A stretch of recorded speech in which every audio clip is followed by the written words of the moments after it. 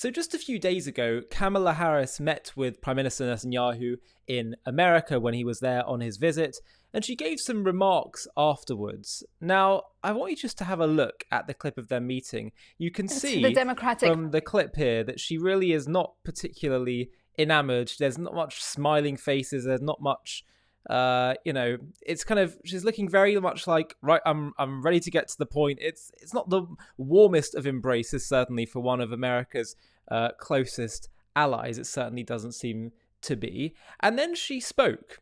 So what I'm going to do is I'm going to show you her remarks, and then I'm going to give some follow-up response to the things that she said. So have a watch for it. It's a 6-minute clip, and then we'll get to some reaction. I told him that I will always ensure that Israel is able to defend itself, including from Iran and Iran-backed militias such as Hamas and Hezbollah. From when I was a young girl, collecting funds to plant trees for Israel, to my time in the United States Senate and now at the White House, I have had an unwavering commitment to the existence of the State of Israel, to its security, and to the people of Israel. I've said it many times, but it bears repeating. Israel has a right to defend itself, and how it does so matters. Hamas is a brutal terrorist organization. On October 7, Hamas triggered this war when it massacred 1,200 innocent people, including 44 Americans. Hamas has committed horrific acts of sexual violence and took 250 hostages. There are American citizens who remain captive in Gaza. Sagi Deko Hen, Hirsch Goldberg, Poland, Idan Alexander, Keith Siegel, Omer Nutra, and the remains of American citizens Judy Weinstein, Gad Haggai, and Itai Hen are still being held in Gaza. I have met with the families of these American hostages multiple times now, and I've told them each time they are not alone, and I stand with them. And President Biden and I are working every day to bring them home. I also expressed with the Prime Minister my serious concern about the scale of human suffering in Gaza, including the death of far too many innocent civilians. And I made clear my serious concern about the dire humanitarian situation there, with over 2 million people facing high levels of food insecurity, and 500,000 people facing catastrophic levels of acute food insecurity. What has happened in Gaza over the past 9 months is devastating. The images of dead children and desperate, hungry people fleeing for safety, sometimes displaced for the second, third, or fourth time. We cannot look away in the face of these tragedies. We cannot allow ourselves to become numb to the suffering, and I will not be silent. Thanks to the leadership of our President, Joe Biden, there is a deal on the table for a ceasefire and a hostage deal. And it is important that we recall what the deal involves. The first phase of the deal would bring about a full ceasefire, including a withdrawal of the Israeli military from population centers in Gaza. In the second phase, the Israeli military would withdraw from Gaza entirely, and it would lead to a permanent end to the hostilities. It is time for this war to end, and end in a way where Israel is secure, all the hostages are released, the suffering of Palestinians in Gaza ends, and the Palestinian people can exercise their right to freedom, dignity, and self-determination. There has been hopeful movement in the talks to secure an agreement on this deal. And as I just told Prime Minister Netanyahu, it is time to get this deal done. So to everyone who has been calling for a ceasefire, and to everyone who yearns for peace, I see you and I hear you. Let's get the deal done so we can get a ceasefire to end the war. Let's bring the hostages home, and let's provide much-needed relief to the Palestinian people. And ultimately, I remain committed to a path forward that can lead to a two-state solution. And I know right now it is hard to conceive of that prospect, but a two-state solution is the only path that ensures Israel remains a secure, Jewish, and democratic state, and one that ensures Palestinians can finally realize the freedom, security, and prosperity that they rightly deserve. And I will close with this then. It is important for the American people to remember the war in Gaza is not a binary issue. However, too often the conversation is binary, when the reality is anything but. So I ask my fellow Americans to help encourage efforts to acknowledge the complexity, the nuance, and the history of the region.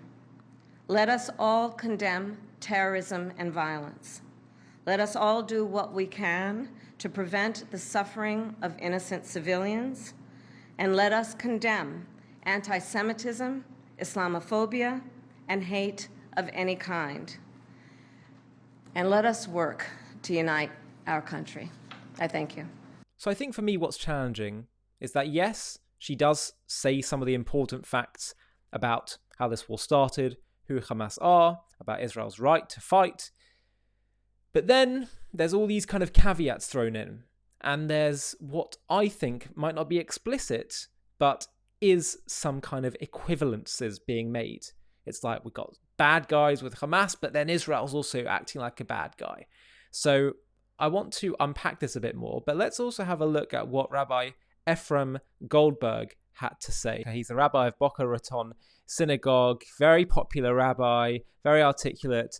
And this is what he said. He said, for anyone, and this was in response to a tweet of, well, the tweet of Vice President Kamala Harris giving these remarks.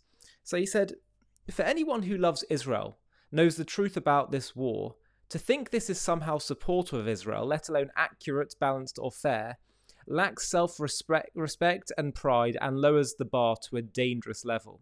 From her balanced remarks criticizing Hamas and then pivoting to Israel, you would have no idea that one party are barbaric terrorists and the other are a democratic ally. You'd have no idea one was the aggressor and the other the victim. You would have no idea that the only reason Palestinians are suffering, the only reason any damage has been done or lives have been lost in Gaza, is because of Hamas, not Israel.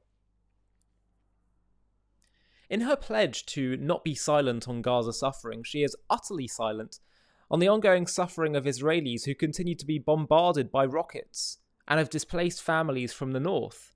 And of course, we can't forget that families have now been bombarded by rockets and killed by Hezbollah in the north, as we saw tragically just a day or so ago. She's more concerned with the rioters calling for a ceasefire, knowing she hears them, than letting those who know that the IDF is just, moral, and more concerned for civilian losses than America ever was, feel heard. And who exactly is she lecturing about stopping the war and having a ceasefire? Hamas has rejected every deal. Where is her call on Hamas to free the hostages and end the war? She made these remarks about humanitarian suffering on a day that Israel heroically rescued 5 bodies of hostages that were buried in a tunnel in a humanitarian zone. An example of how complicated something she grossly oversimplifies actually is. Indeed, I think about, by the way, I'm just going to pause for a second. She commented, she said, we need to now ensure that the war ends right away and that Israel has her security. Well, one second. The whole purpose of the war is to re-establish security for the people of Israel, to dismantle Hamas, dismantle the threat of Gaza. Ending the war right now, before the job is finished, does not guarantee that security. It's like the oversimplification is what's so patronizing. Rabbi Goldberg continues, this isn't about politics, parties, or particular candidates. It's about truth, fairness, and understanding the dangerous consequences that can come from candidates or leaders on either side who deliver lip service to standing with Israel and pledging Israel's security while using the very language and arguments of those who seek her demise. That's exactly what's going on here. What we're seeing is the moral equivalence taking place. The moral equivalence of saying, oh, it's just two people squabbling and there's, truth on both sides and they both kind of got a point. That's what clearly is the paradigm that Harris is working on. That's the assumption that she's working on that's leading to her saying this kind of, on the one hand, Israel's got a right to self-defense, but they can't do what they need to do, which means they don't have the right to self-defense. If you can't eliminate this grave security threats to your nation, to your people, then you don't have you're saying you don't have a right to self-defense. Anytime, just as a general rule of thumb, when people say, I support Israel's right to defend itself, but the but usually undermines the very first part of the sentence.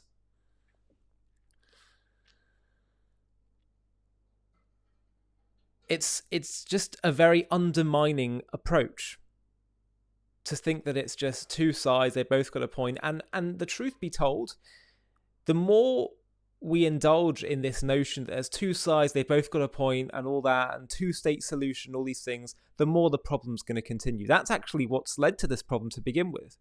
The world has always thought, they've been under the view, that both sides have legitimate claims, they both have legitimate grievances, and that if you can resolve them, then it'll be that simple. It's just a bit of a land squabble. Just give people... The truth is very different to that. And it's only when you understand the truth that you can shift from perspectives like Vice President Harris has. And the reason why it's difficult to shift is because the actual truth is a lot more uncomfortable and a lot more sobering than just two sides squabbling with legitimate grievances. The truth is this. This is not a squabble over a piece of land. This is a deeply ideological, theological battle. The reason why the Arabs have not been okay with the Jewish state, no matter how much Israel tries to make peace, is not because they feel, well, we have the right to this land, you displaced us, all that kind of stuff.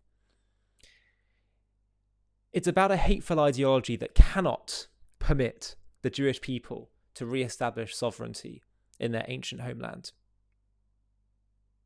It's not about displacement, it's not about land, it's not about any of those things. It's a hateful ideology that says the Jewish people should be second class. They're meant to be inferior. We believe that God has rejected them, that Islam is the new chosen people of God, and they're meant to be subservient. And any land that was conquered by Islam as part of our narrative of us superseding the other monotheistic religions has to stay in Islamic control, no matter who has the right to the land, because that's our ideology. And the Jews, the lowly Jews, can either become Muslim, but certainly for them to re-establish their homeland in a land that we had once conquered, a people who our narrative was they were rejected by God and they are cursed and all that. It simply is not acceptable that they should be able to re-establish their home. All the issues of the displacement of the Arabs that they complain about, that they say occurred in 48, it wouldn't have happened if they'd have simply accepted a partition plan. The UN put forward a partition plan. Let's have an Arab state, a Jewish state. In fact, let me get it up for you so you can see the UN partition plan, because it's so important to see what we're actually dealing with, okay? Here is the map. Let's get it up. So, as you can see in this map, it's not showing yet, hold on.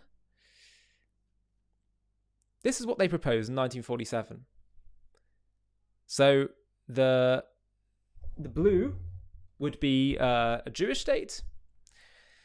The red would be an Arab state, and Jerusalem would be like a sort of shared zone, an international zone. So there you go. They could have accepted that. And by the way, it was basically about 50-50. There was a little bit more land for the Jews, but actually in terms of agriculturally desirable lands, all that blue in the south, that's desert. So the Arabs actually had a far better deal on that front. And you'd have Jews living in the Arab state and Arabs living in the Jewish state, and no issue.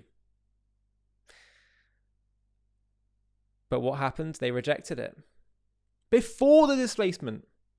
And then people say, well, it's the settlements, that's the problem. Well, there were no settlements between 48 to 67 in Gaza or Judea and Samaria, the West Bank. And yet they waged their war in 67, the surrounding Arab armies. It's not about a legitimate grievance. It's about an ideology. A hateful ideology. And therefore, because that's what it's about, we have to shift as well. Stop talking about two-state solution and actually be grateful that they had this approach with us, because it's pushed us to a place to realize that actually the entirety of this land is the Jewish people's land. It's our ancient, historical, legal, by the way, but most importantly, God-assigned, God-given, eternal inheritance, eternal homeland. We're perfectly happy for non-Jews to live there. It's great, and we hope and believe one day that we'll be the best of friends with Arabs. But they're not interested in their own state.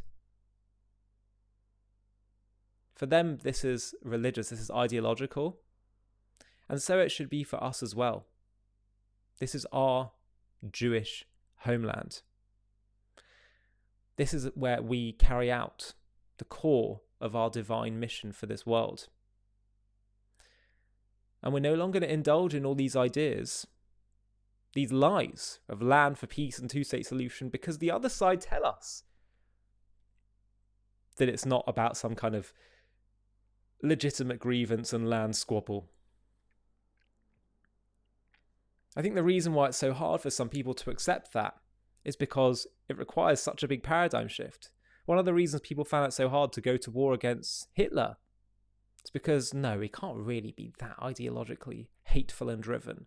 Really? Is it really that bad? Come on, he must be a rational actor. He must ultimately just want a nice, peaceful state that can just... No, he genuinely was that evil. He did want world dominance. He did want to wipe out swathes of people. He did want to kill all the Jews. I guess we find it hard to understand how people can be so ideologically driven, but they can be. And Vice President Harris fails to understand that. Many people fail to understand that in the Western world. It's less of a problem in the Middle East. They understand it because that's their culture. And so that's what lies at the root. So focusing on two-state solution and land squabbles and thinking it's all legitimate grievances, it's so patronizing. Why can't you guys just have peace? Come on, have a ceasefire, 2 states, just split the land. It's that simple. It's so patronizing. It's so shallow. And Rabbi Ephraim Goldberg's absolutely right. We shouldn't just accept this and think, oh, well, they're being supportive enough. No, we should stand up clearly for the truth of the situation, for the truth of Israel's just war, and that being upset and angry with Netanyahu is just totally morally flawed and heinous, where all the responsibility lies on the side of Hamas, the ones that started this. We can't forget that Israel gave away a piece of Jewish land, Gaza, in 2005. And as a result, got October 7th and all the things that happened before that. And this war which is costing the lives on all sides. We should never be lectured on this idea of trying to create peace. Who taught the world about the value of peace as an ideal? Who taught the world they shall change their spears into pruning hooks, and they shall, nation shall not lift sword against nation, and there shall not be war anymore, as it says in Isaiah. Who taught the world about the value of human life and the sanctity of human life, if not the Jews? So we're not going to be lectured on that. We taught the world that. The United Nations has that quote of Isaiah on their wall in New York. They know that we taught the world that. And we also taught the world that when you've got to protect your people for the sake of the value of human life, for the sake of bringing peace, sometimes you have to go to war. So we will never be lectured, and we should always stand strong for the truth. Thank you so much for watching. To watch another one, click here. To stay up to date with all our content, click here to subscribe. And if you're able to, you can help support JTV to grow and grow by clicking join below this video, where you can become a member and get perks including early access to videos and private live discussions with me. But most of all, you'll be partnering with us on our mission to change the world.